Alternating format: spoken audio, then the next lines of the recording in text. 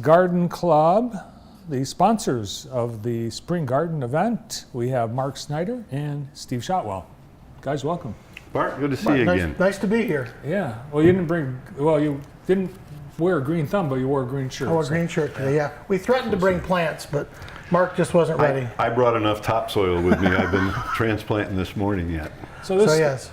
Community garden event you have every year, for someone who's never been to it, what can people expect? We put together a number of years ago an event that brings a number of different groups who formerly had their own sales into one location, and Steve was able to arrange for us to be at the fairgrounds. So not only is there our group, but Does he have some pull or something? He knows some people. He just knows some people, Yeah. that's all. And he uses his leverage on them, whatever that may be. Pays the same rate, you know. Yeah. Ask permission of Denise to come play in her buildings, that type of stuff. Well, sometimes he tells us just do it and we'll ask for forgiveness. And I don't know if I don't know what his connections are.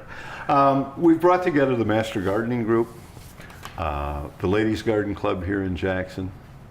We have Conservation District? Soil Conservation District Pathway will be there. Landscape. Pathway, Todd will be there from Pathways Landscape.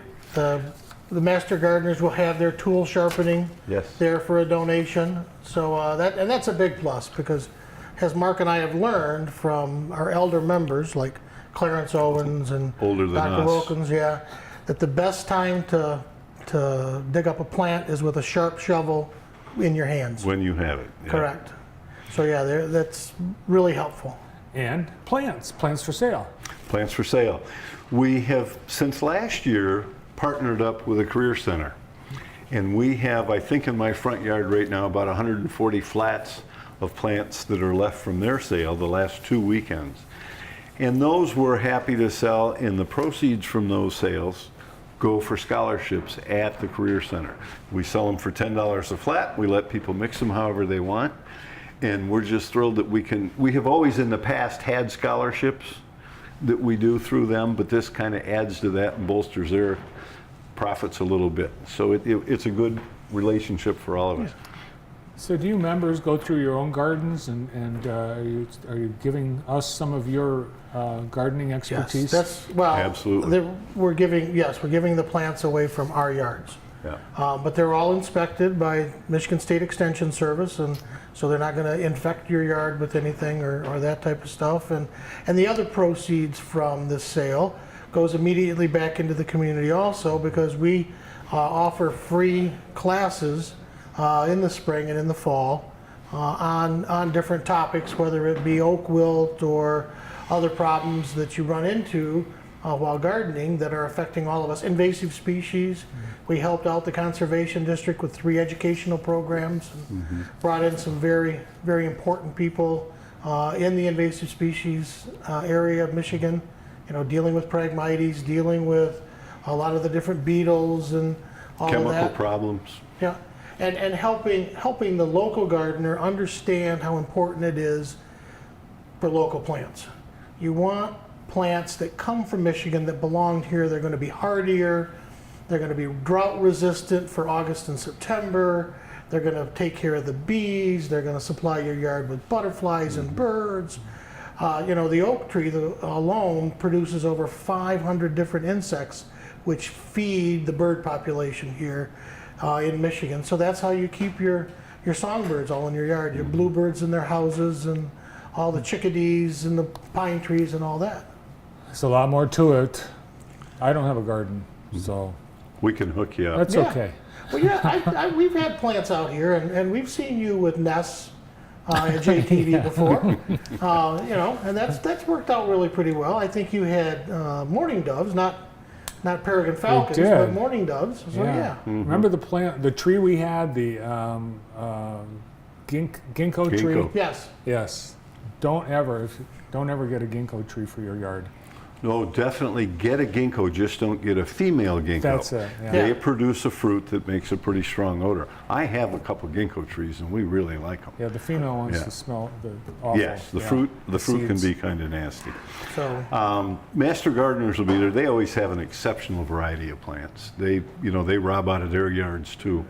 we kind of rely on our own members for our stuff as well as what we get from the Career Center.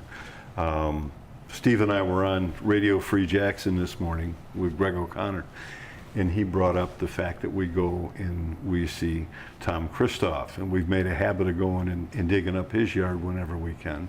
And when he comes down and recognizes a plant, we sell it back to him. That's been a big source of profit for us. Excellent. So we always have to give him a little credit for that.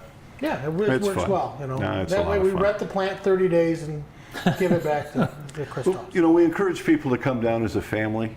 You know, if people are looking for basic information or anything we can help them with, and we like to see them bring kids down and get them interested in the plants.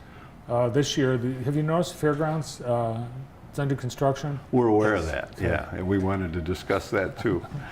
We'll be at the north end this year. We have always in the past been in the Gumper building, and of course that's not accessible now. So we're going to be up at the north end in the cattle building, the big building up that many people will be aware of. If our customers will please come and use the Blackstone Blackstone entrance, it'll be marked out there. Come in and park there and come follow the old track, if you will, the driveway around, and they'll find us in there. We'll be in the big cattle barn where the yeah. mummies have been Yeah. the last couple of shows. Yep. And So what, yeah, what are the hours? 8 to 12. And you want people to bring cash. Cash would be cash is king. bags full of it would be good. Yeah, would be helpful. Yeah, that'd be great. And again, like I said, the money's returned right back to the community. You pay each individual area for the different things you get. So if you find something in the Master Gardeners and want to buy something, you buy it with them. If you see something in the Men's or Ladies Garden Club, you buy it with us. The Conservation District, you buy it from them. Pathways, same you thing. buy it from them. The big plus, though, is that everybody's more than willing to answer questions. So, Yep. you know, bring the questions. Bring, what's this? It always blooms in July, and I like it, but it's kind of taken over a corner of my yard. What do I do? You know, type things, and those type of questions we're more than happy to answer. In the past, Bart, Becks have always been with us, and they can't be there this year. Gary and Cheryl both, as well as Curtis, Mr. Beck, are having some health issues, and we'd like everybody to keep them in their thoughts and prayers, and hopefully they'll be back with us next year. That's right. Good. Great to see you. Have a great Saturday. Thank you. We Good to look see forward to you. it, and thanks to JTV for being a great partner with the Men's Yep. Garden Club Yep. and the Master Gardeners and promoting this event. We really appreciate Yeah, it. you tolerate us every year, and that means a lot. We always look forward to you guys being here. Thanks so much. Thanks for what all you do for our community as well. From Jackson County, the Men's Garden Club, one of the sponsors and participants this weekend, Mark Snyder and Steve Shotwell. Well, we're getting closer and closer to this year's Children's Challenge, and the head of the challenge is getting ready to make his next appearance on JTV. Up next, Scott Vitale. Stay tuned.